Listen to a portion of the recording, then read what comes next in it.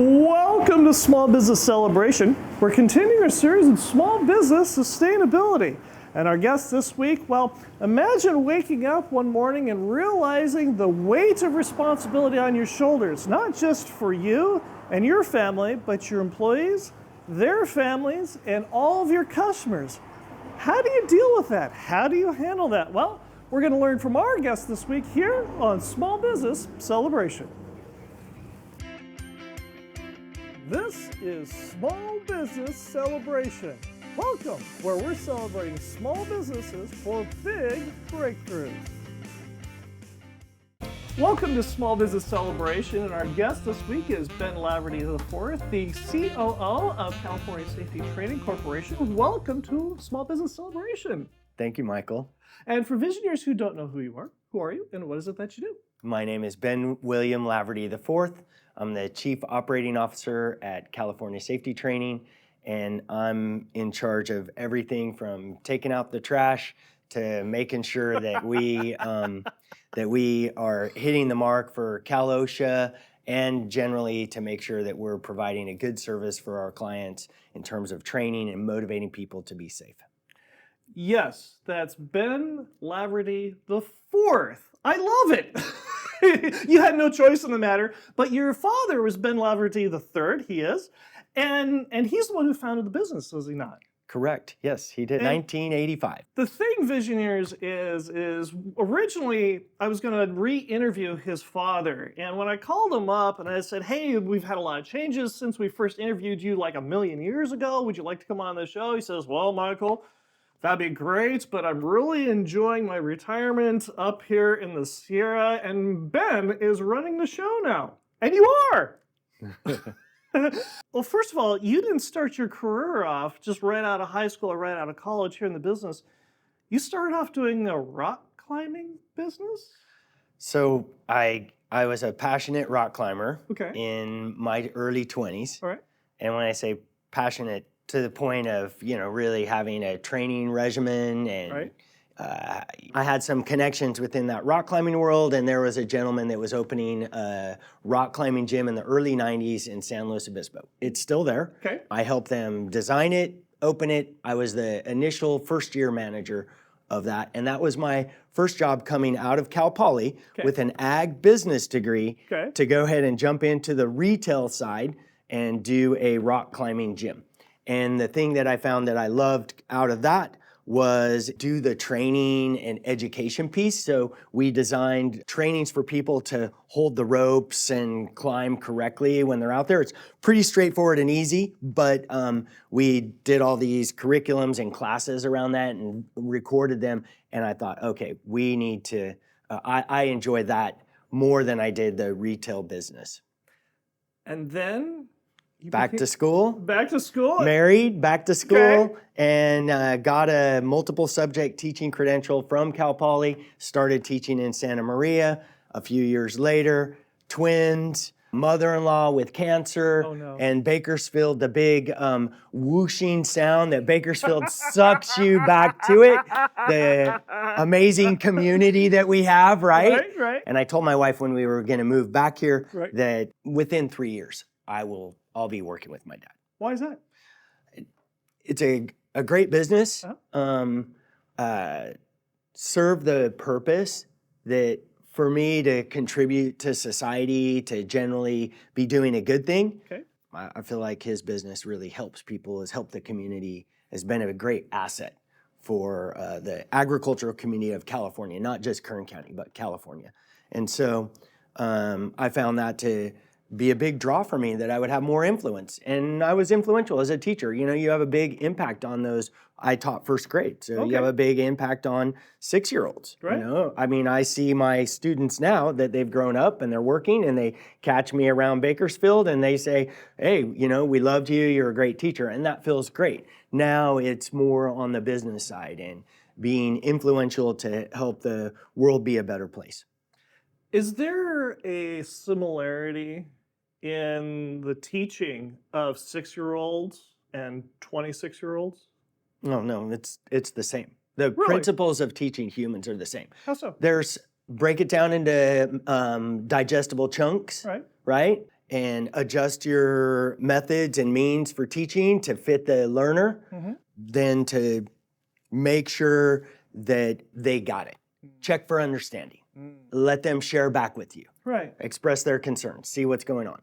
No different from 6 to 26. The difference becomes in terms of choice. Oh. 6-year-olds, a little more management in terms of classrooms. Right. And with adults, if they get out of line, it's a little more like, okay, I'm here for you. We're all adults. Is it time for a break? Right. Whereas with 6-year-olds, if you say, hey, I'm here for you, we're all adults, they look at you, we're not all adults. So they're, the expectation from them is, hey, the teacher establishes that rhythm. Right. And you adjust that for your students in your classroom. Nothing happens if I've done my job. So convincing people, company owners, and saying, hey, CSTC's helped you do a great job with your employees so you haven't had any injuries. It's been boring on the safety front. Right. Then I would go, that's at the point that you need to say, hey, my safety program is working or I'm getting lucky. Which is it? Right. Am I getting lucky or is this safety program effective? CSTC does a lot in the oil business, does a lot in the ag business, but there's a lot of other businesses that are out there. What kinds of services that you offer for the other business owners, especially those that have 3, 4, 5, 10 employees? Businesses that I would say, hey, we may not need to help them are administrative type businesses. Okay. They're categorized at the Cal OSHA level as low hazard industries. They tend to be administrative offices and accounting firms, perhaps. Okay, fair right? enough.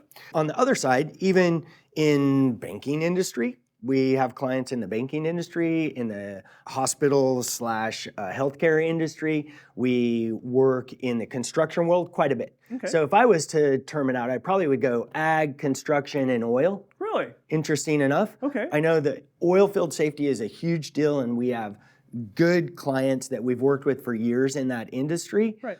We're known as the agricultural safety industry. For these small businesses, here's what I would say. I want to help them with their documentation, an injury and illness prevention program, often called an IIPP. Okay. Second, I want to do inspections of the site and audit their books and programs to make sure that they're meeting the standard from Cal OSHA, or if it's in ag, maybe meeting the standard for Environmental Health Department, which is the EPA side. Right. And then also to meet the standard from the Ag Commissioner, that tends to be around pesticides or weights and measures. Right. And we tend to help them with their pesticide compliance for the Ag Commissioner. That also goes back to the Department of Pesticide Regulation at the state level. One of the things about a lot of business owners that I've learned over the 240 so episodes is that business owners tend to either be proactive or reactive. And you had mentioned earlier that the best indication that you're doing well is when nothing happens for you guys' business. Work happens, but no injuries, right? No unplanned for events, right? Right, sure, unplanned. I like that, unplanned for events. But then you have the business owners that are reactive. And what's some of the things that you offer for the business owner that gets caught putting a folding ladder on top of a forklift or something else? Probably not nearly as dangerous. We function as an employer representative for our clients. And we represent them legally within the Cal OSHA world when they receive violations. And it's always the business owner's choice. Right. But we function as that, and then we represent them. In effect, we deal with the Cal OSHA appeals process, help them to make sure that they're represented fairly. You know, it's not something that they teach you in business school. Here's what you do if the OSHA inspector shows up, gives you a citation, what's next? Right. Right. We're certainly experts on that. We've been doing that for many years. So we would represent clients and say, hey, we want it to be fair and work with Cal OSHA to settle the issue most of the time, and if not, eventually go to hearing, where there's a legal determination made by an administrative law judge. That's pretty rare, but does happen. Does happen. If visionaries want to get in touch with you, how do they do that?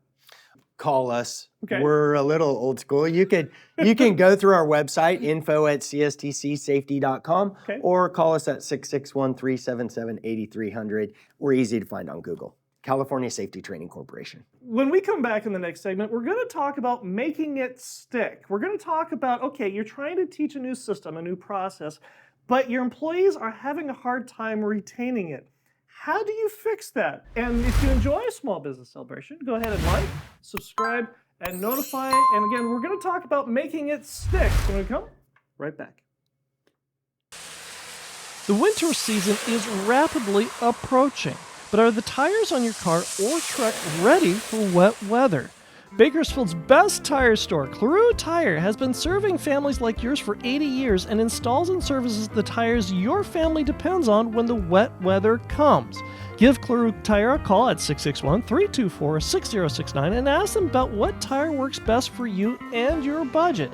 Call C.O.O Tire at 661-324-6069 or visit them at 530 East 21st Street in Bakersfield or at CLOOTire.com today. The wet winter weather is rapidly approaching. Call C.O.O Tire at 661-324-6069 today. I'm here with Ben Laverty IV, the C.O.O. of California Safety Training Corporation, and our visitor question comes from Kyle, who asks, we're training our staff on some new systems and procedures, but I'm not sure how much of it is sticking. How do you measure how much they've retained by how they perform when you're not watching them? That's kind of a good barometer to if you're a successful coach or not. Correct. And if you're a successful teacher as well, right. Or in this case, a safety trainer, right. And for him, it was systems and procedures. Okay. A random check, right? Like that's the way. Okay. Is you have a system that randomizes your supervision that allows you to go and look and see if these procedures and policies are being implemented. How are you rewarding good behavior? Mostly rewarding good behavior in a setting like today. We're having a staff meeting later, where there could be recognition, or it might be that we don't recognize them as a group, because I do have some people here who don't appreciate public recognition. They're uncomfortable with that. It's relatively rare. Most people want to be recognized with their peers. Right. So recognition is a big spot, giving that positive reinforcement to it. And then, hey, if you, after coaching, you catch someone not doing it or not meeting the standard, you coach them. And if they're still not doing it, then you give them a written warning, you follow that procedure. Eventually, hey, if they can't follow the procedure and it's critical to your business, you're gonna have to terminate them. You're gonna have to let them go. One of the things prior to our interview that one of you and your staff members were talking about was the upcoming Dodger game. Yes. And why do you do that? Well, I had a question come up a week ago, and they said the question was, in the business, do you need to do things outside of the business that's not part of normal business activities to create culture? And my answer was yes. I think that you need to, as a business owner, if you're successful, you need to create opportunities that are outside of the normal day in, day out, 9 to 5 or 8 to 5 or 6 to 6, depending on what your business is, right? To have activities that allow for your staff to get to know each other on a personal level. So we're going to the Dodger game this Friday. It's our chosen activity by the leadership team this year. And we've done everything from picnics to, go out to dinner. We've done lots of things. In fact, I think the biggest thing we did was we one time went on a company cruise. So that was pretty fun. So we're always looking for those things that will have people make a connection together. You need to have friends at work. On the other side, work is work. So you also need to, have that discipline and stick to it. Is this Dodger game that you're doing also a way to help reinforce the goals that you have within the company, within the business, to develop and grow and reward those successes that the collective group of the business and their employees Absolutely. achieve? Absolutely. But you have to be careful that that's not the only thing. So absolutely it is. We can't do this if we can't afford to do this. We need to, money is the fuel, money's the fuel to drive the machine that CSTC is. So, but it's not the point. For us, the point is about values, integrity, help all people regardless of background, skill, and education. And often for my staff, that hits home because we deal with a lot of workers out there who may not be as oriented to a classroom. They may not have had this great experience in the classroom. Right. They're blue collar workers, which I'm super proud of Bakersfield that it gets stuff done. Right. Right? But at the same time, they couldn't wait to graduate from high school. They were done being stuck in the classroom, sitting there. They right. needed to move and do things. And I can really relate. Right. I can relate. I have a hard time sitting here and not moving my hands, not jumping around, right? So Right. I love athletics. So I get the movement piece of it and the doing something and accomplishing something. Right. So I lost track of the question. I love it. I love it. That's okay. Well, let me go ahead and parlay this into something else too, because one of the things we mentioned in the first segment is that you're running the show now for your father. And he's the one who started the business, started the company, and he started the culture and started everything. But now that you're the one running the show, how's the business changed for you?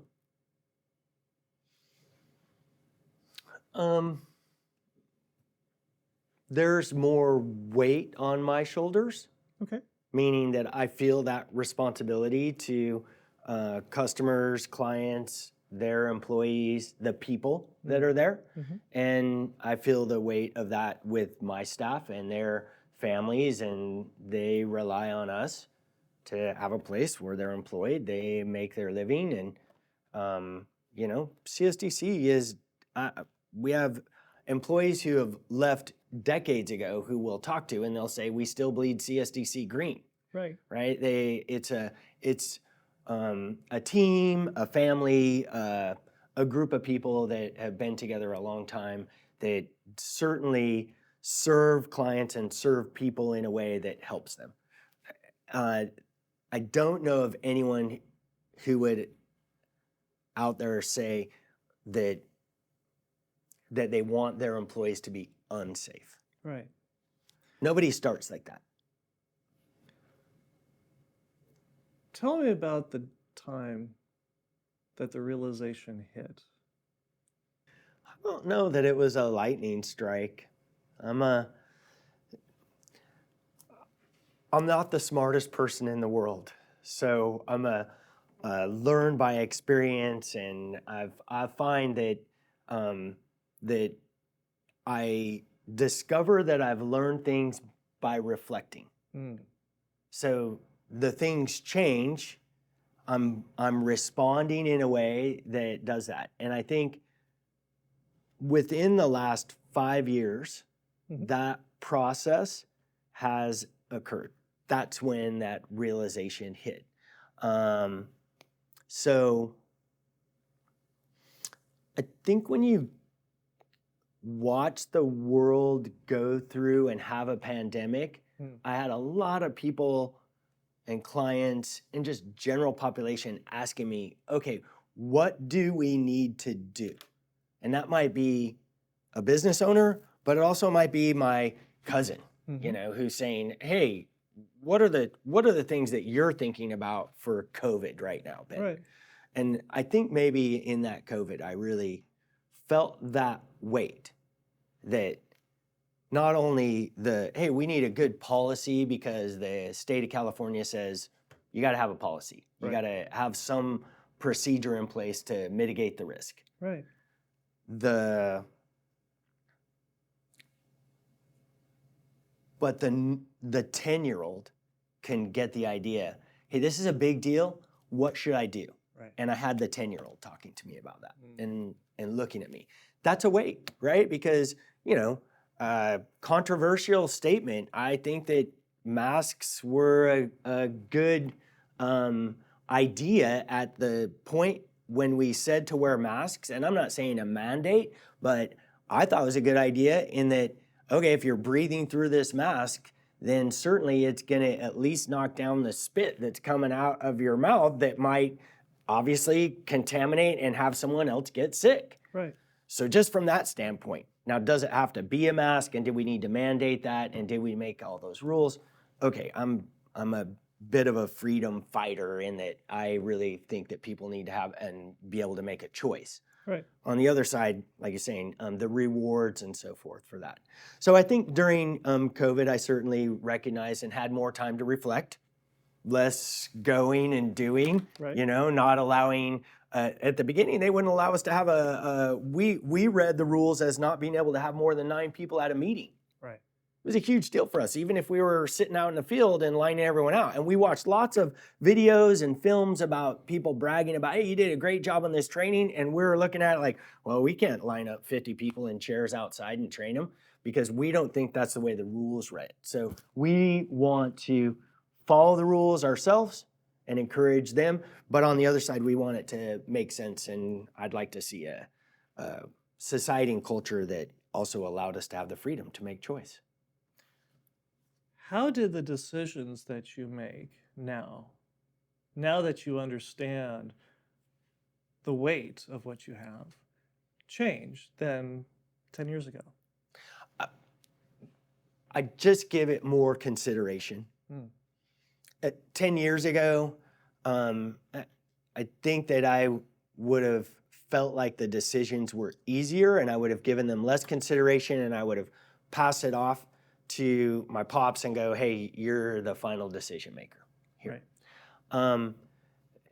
And so I think that's a big change, and that I would give it more consideration. Consider the make a rule, any rule that you want. Doesn't matter what rule you make.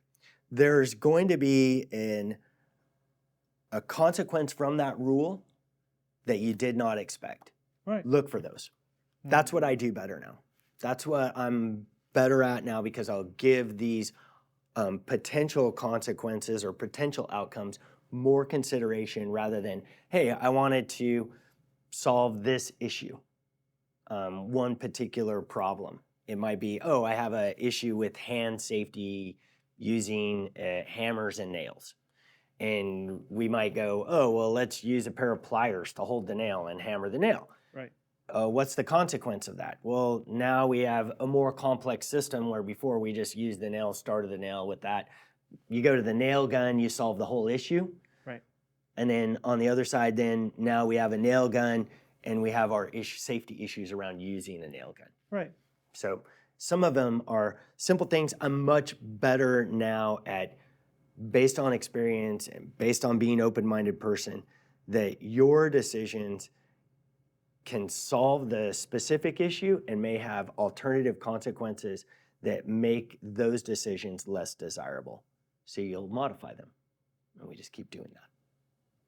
The reason we're talking with Ben Laverty IV is because of a Visioneer question that came from a Visioneer just like you. We had a Visioneer that wanted to find out, gamification, really? And does it actually work? So if you've got a question, you've got a thought, something you'd like to learn about here on Small Business Celebration, reach out to us on LinkedIn, Facebook, and Instagram. And who knows, maybe your question will appear here on Small Business Celebration. So reach out to us on LinkedIn, Facebook, and Instagram today. I'm here with Ben Laverty IV, the C.O.O. of Californian Safety Training Corporation, and our Visioneer question comes from Jennifer, who asks, I understand that gamified training leads to greater information retention, but I feel silly turning everything into a game, and does it actually work? And this is kind of controversial because, tell me, what do you think? Well, I mean, a couple things is that, to be really clear, and then I want to digress a little. Right. To be really clear, gamification should be part of any training program or education program. Well, let's take a step back for a second. What is gamified training? So gamification normally Uh-huh. in my world is that there's some kind of game we're playing that has a uh, uh, usually has some kind of winner associated with it, a little bit of competition, Okay. and that it can be that you're learning and using this knowledge and applying it in a way that gives you immediate feedback. Mm. That's how I would think of gamification. Okay. That classic gamification are the Jeopardy game that we have in our safety training class that Right. we ask questions that are applicable to people come up and they, hit their marker and say, hey, we know the answer. So Right. they get a point. And that team gets a point, the other team gets a point, that kind of thing, kind of Family Feud, Jeopardy style Sure. gamification. Okay. This is what people think about when Right. they think of gamification. I would go further philosophically and say gamification can literally sometimes be the test at the end Really? of the training. Okay. I have always enjoyed tests. I think they're a game. Okay. I like to win games. I like to compete. So I've always thought of tests as a gamification of that. And we always have not always, 95% of the time we have a written test with our classes. Right. You have to Guess be what? able to prove that they've retained the information, right? Prove that they understood at the moment, right? right. So gamification is another element of that. I know of people who do this style throughout their trainings. That can be effective. We happen to do it at the end. Okay. So that's one side. So I think it's a tool that should be utilized. Okay. I don't think it's the tool. Okay. There's no magic pill. That's like saying, hey, use the same. Everyone has to eat the same dinner. Everyone needs the same amount of calories. Everyone needs to be taught. Everyone's brain is the same. That's just not true. Right. So if you were saying, hey, gamification is the answer to all your training needs, and you're going to have everyone understand their information perfectly, and we're going to prove it. Well, then I'm going to go, yeah. You're going to lose half of your students because they learn from reading a book. You got it. So should we utilize this tool? Yes. Is it the answer? No. Where do you get Because there's no the answer. Sure. Where do you get ideas on different kinds of games? Because for some of us, we've got the manual, we've got the book, we're supposed to figure out how to train this stuff, but my wife is the one who knows how to create games. I am not. How do you, what resources do you use to look these things up and implement them?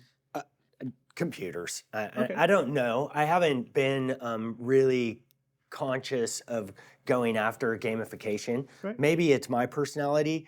Games are easy, and it's easy to come up with ideas to apply them. That's part of maybe my strength and creativity is saying, oh, this would be a great game for this. So I don't know. Well, maybe there's something there for cstc.com/games, and go ahead and create your own app. Right? Somewhere.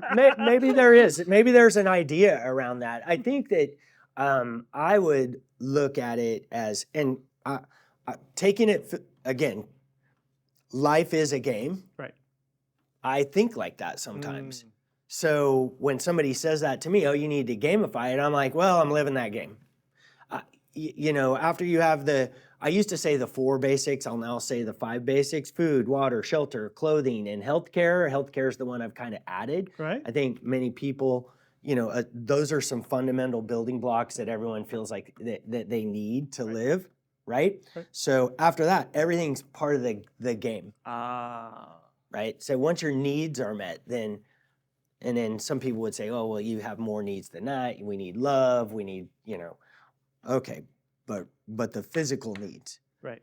How many calories do you need? Do you need to sleep a certain amount? You need protection from the elements. Those are, to me, after that, it's a game. But that's a Stoic style philosophy, right? Bringing it to it, So when you're not here, what do you like to do for fun? And you laugh because you spend a lot of time here. But when you're not here, what do you like to do for fun? A lot of things, but I think I have a mantra: faith, family, work, and play. I've been considering adding a little element to that and go, because I consider some of my close friends to be family. So I might go faith, family, friends, work, and play. I think we need to do each of these, have aspects of these in our life on a daily basis. So I think that When I'm not here, part of mine is to be thoughtful about my relationship with God and my faith. I make a conscientious effort and utilize my calendar to make sure that I'm spending time with my family and my wife and that we have a great relationship. With work, I also use that same calendar and have that, and even for play, I'll put those in for time. And I think that outside of here, I might be exercising.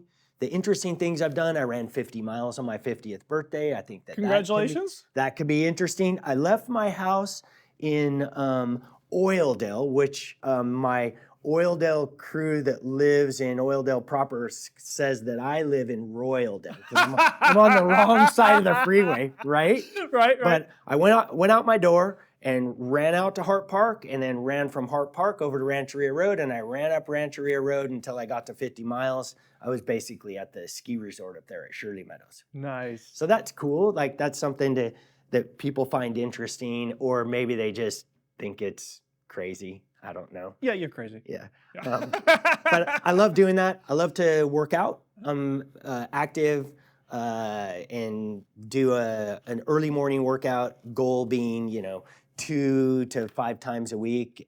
Get up at 4:30 in the morning, be exercising from 5 to 6. Again, depends on how schedule goes and what happens. The 50 miles that you ran. Yes. What did that teach you that you applied to your business? Yeah, great. That when you think that you don't have anything left for your business, you do. How so? You just keep walking through the valley of the shadow, right? You just keep trying. You just keep giving your best. I have the luxury of being part of a business that was already in movement, that was already successful. I really respect founders. I saw my dad be a founder, right? And saw the sacrifices he made. And I don't have to make as many sacrifices as he did. I also don't get the satisfaction of starting a business like that. And I'm okay with that. I love what I'm doing. I'm definitely get to scratch the entrepreneurial itch and really enjoy the creativity that comes with it and love doing it. So for me, it's that the grit, the resilience, when you feel down, we're all emotional, we're all human, we're all gonna make mistakes. Do you keep going? Do you keep giving your best effort? That's what it taught me. And reiterates and continues. Those kind of physical things, keep giving that to me. Ben, this has been a real treat. Thank you for joining us here on Small Business Celebration. Thank you. Appreciate it. Appreciate your audience. And if visionaries want to get in touch with you, how do they do that? Please call the office, 6613-778300, and ask for Ben the Fourth, and you'll get to me. The other way is, using the website is a great way. Those info@CSTC comes to me. If you really want to email me, you can. It's BIV@CSTC Safety. Ben the Fourth @CSTC Safety. And I'll be right back with my final thought. The winter season is rapidly approaching, but are the tires on your car or truck ready for wet weather? Bakersfield's best tire store, C.O.O Tire, has been serving families like yours for 80 years and installs and services the tires your family depends on when the wet weather comes. Give C.O.O Tire a call at 661-324-6069 and ask them about what tire works best for you and your budget. Call C.O.O Tire at 661-324-6069 or visit them at 530 East 21st Street in Bakersfield or at CLOOTire.com today. The wet winter weather is rapidly approaching. Call C.O.O Tire at 661-324-6069 today. The true law of reciprocity. Recently, a former Visioneer guest of Small Business Celebration has earned a very prestigious award from California State University, Bakersfield for his philanthropy. And he's one of these kind of guys that what you saw on tape during the show Yeah, that's the same guy that you meet in the grocery store or out in the community or just any time in life. He's the same guy. And the other part of it too is it doesn't matter how bad your day is. He makes you feel better. He's also one of these guys that's constantly there to build you up and encourage you and help you grow and become even better for you, your family, and the community. Recently, I had a conversation with another business owner, and the green-eyed monster of envy came out. And he was talking about how he has given even more money to the university, but he has never received such an award like the Visioneer had. Later, when I was driving home, I was thinking about it, and it hit me that the real reason why the Visioneer has received this award was because it wasn't just how he gave the money or helped encourage others to give the money. It was the way he did it. He makes you want to give. He makes you want to be better. He makes you and encourages you to become the better person than you think you can be. And that is the true law of reciprocity. I hope you enjoyed our conversation this week with Ben Laverty IV, and I hope you learned something that you can use today to grow a strong and profitable business. And we'll see you here again next week when we celebrate another small business making a big breakthrough. By the way, what is it called when you poke your eye out with safety glasses? I saw your little thing, so I love it. Ironic. Irony! Oh, okay. Perfect. Love it. Didn't look close enough at the cheat sheet. Yeah. Well, I have another one here for you. Okay. Why should you joke about safety scissors? I have no idea. It's pointless. Yes, you can take these. Safety humor, I love it. You know, and it's dad jokes, so you can take these and post them on the wall and embarrass your kids. Great, you know. I love it. Shall we start? Yes. Okay. Please. Please, I'm going nuts here. Welcome to Small Business.